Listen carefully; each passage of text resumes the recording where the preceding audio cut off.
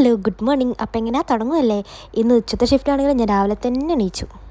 കാരണം ഞാൻ മുന്നേ പറഞ്ഞായിരുന്നല്ലോ ന്യൂ ഇയർ ആയിട്ട് എന്നും രാവിലെ എണീക്കണം, ചൂടുവെള്ളം കുടിക്കണം എന്നൊക്കെ. അത് അവിടെ ഇരിക്കട്ടെ. അപ്പം എങ്ങനെയാ, അപ്പം ഇന്നത്തെ സ്പെഷ്യൽ എന്താണെന്ന് നോക്കിയാലോ, വേറെ ഒന്നുമല്ല, ചിക്കൻ കറി വിത്ത് കപ്പ. അവസാനം ഞാൻ രണ്ടും കൂടി മിക്സ് ആക്കിയിട്ട് കപ്പ ബിരിയാണി പോലെ ആക്കി. എനിക്ക് ഏറ്റവും കൂടുതൽ ദേഷ്യമുള്ള ഭാഗമാണ് ഈ ഒരു ഭാഗം, വേറെ ഒന്നുമല്ല.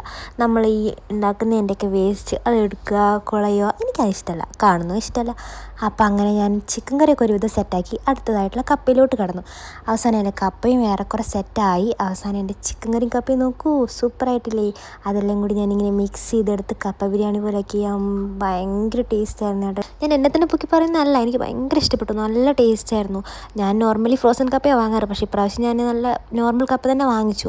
അതുകൊണ്ട് തന്നെ ആയിരിക്കണം ഇത്രയും ടേസ്റ്റ്. പക്ഷേ നമ്മുടെ ഫ്രോസൺ കപ്പേനേക്കാളും ഇച്ചിരി വേവ് കൂടുതലാണ് ഈ നോർമൽ കപ്പയ്ക്ക്. നോർമൽ കപ്പ എന്ന് പറഞ്ഞു കഴിഞ്ഞാൽ നല്ല ഫ്രഷ് കപ്പ.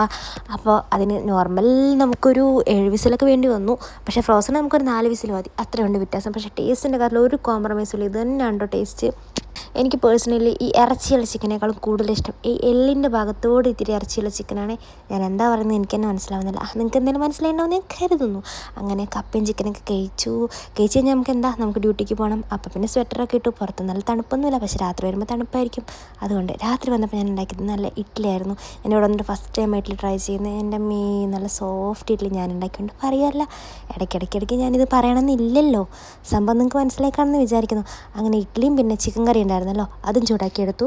അപ്പോൾ രാത്രി ഉണ്ടായിരുന്നത് എന്താണെന്ന് വെച്ച് കഴിഞ്ഞാൽ നല്ല സോഫ്റ്റ് ഇഡ്ഡലിയും ചിക്കൻ കറിയും.